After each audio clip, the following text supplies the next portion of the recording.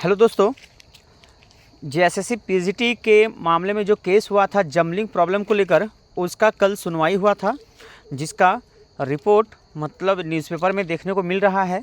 जैसा कि आप देख सकते हैं क्या है यहाँ पर, थोड़ा सा मैं रीड करके बताना चाह रहा हूँ, जो आप लोग को अपडेट कराना चाह रहा हूँ कि क्या है। ठीक है, पीजीटी परीक्षा की डिजिटल उत्तर सुरक्षित रखें कोर्ट।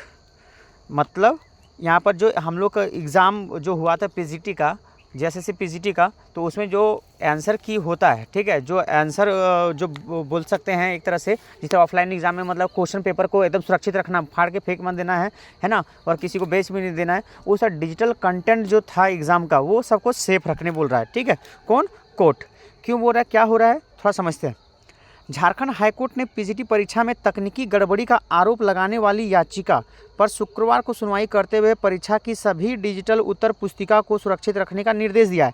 मतलब जो ऑनलाइन एग्जाम हुआ तो सभी कैंडिडेट का जो उसका उत्तर पुस्तिका होगा डिजिटली, उसको क्या करना किया है कि डिलीट नहीं करने बोला है, उसको सुरक्षित रखने बोला है। जस्टिस एसके द्विवेदी की अदालत ने इस मामले में सरकार को 4 सप्ताह में जवाब दाखिल करने का भी निर्देश दिया है। यानी कि 4 सप्ताह के अंदर उसको जवाब भी देना है कि क्या है इस मामले में जो है सुरक्षित रखना है। और ये जो कोर्ट केस चल रहा है, क्या जमलिंग वाला प्रॉब्लम हुआ था कि नहीं हुआ था, कितना हुआ था, किस प्रकार से हुआ था, किस प्रकार से दोष आई थी, ठीक है, तो वो या फिर आई भी थी या नहीं आई थी, ठीक है, उसका लिए स्पष्टीकरण मांगा है। ठीक है, 4 सप्ताह के अंदर, 4 वीक्स के अंदर। ठीक, ये पहला पॉइंट समझ में आ रहा है। इस संबंध में अजय कुमार महता और अन्य ने याचिका दायर की थी। ठीक है, ये जो है इस केस को किसने किया था? अजय कुमार महता। ठीक है, महता, अजय कुमार महता और अन्य। ठीक है, यानी इस लोग क्या है, पिटिशनर है। सुनवाई के दौरान प्रार्थियों की ओर से अधिवक्ता अमृतांश वत्स ने अदालत को बताया कि जेएसएससी ने पीजीटी परीक्षा का आयोजन एक निजी कंपनी के जरिए कराया है। यहाँ पर बोला जा रहा है कि जो जैसे पिटिशनर के जो वकील है वो कह रहा है कि हम लोग का जो जेएसएससी का एग्ज़ाम कंडक्ट कराया गया पीजीटी का, तो उसमें कौन इन्वॉल्व था? उसमें इन्वॉल्व था प्राइवेट कंपनी, यानी प्राइवेट एजेंसी क्या था, उसमें इन्वॉल्व था, प्राइवेट, है ना।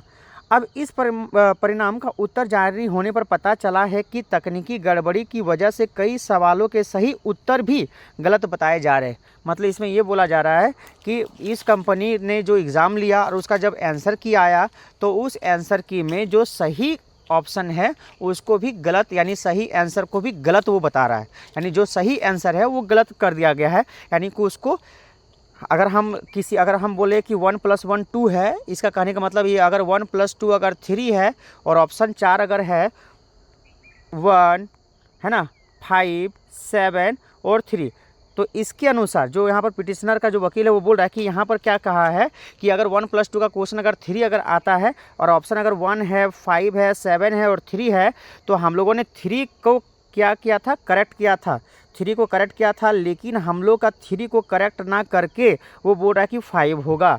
ऐसा कौन बोल रहा है? पिटिशनर का जो वकील है, यानी पिटिशनर के बातों को पहुंचा रहा है। ठीक है, यह सॉफ्टवेयर की समस्या हो सकती है। ये क्या, किसकी समस्या हो सकती है?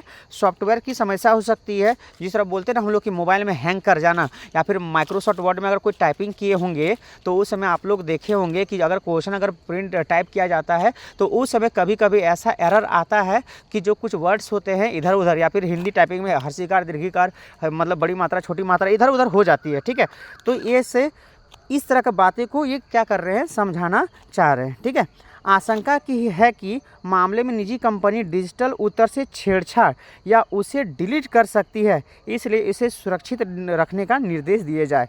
यानी जो वकील है वो बोल रहा है कि ये केस तो चल रहा है, इसमें क्या है कि कंपनी, वो जो प्राइवेट कंपनी है, वो आंसर की को डिलीट ना कर दे या उसमें कोई छेड़छाड़ ना करे।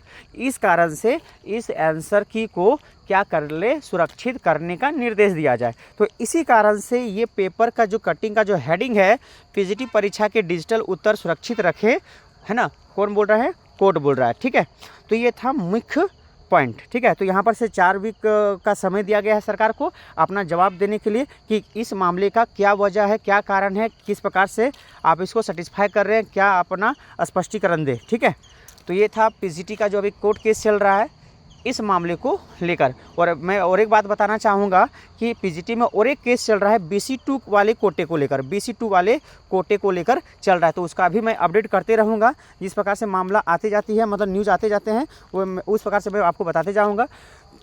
तो प्लीज़ इस प्रकार की इन्फॉर्मेशन के लिए मेरे चैनल के साथ जुड़े हुए रहें, सब्सक्राइब करें चैनल को, ठीक है।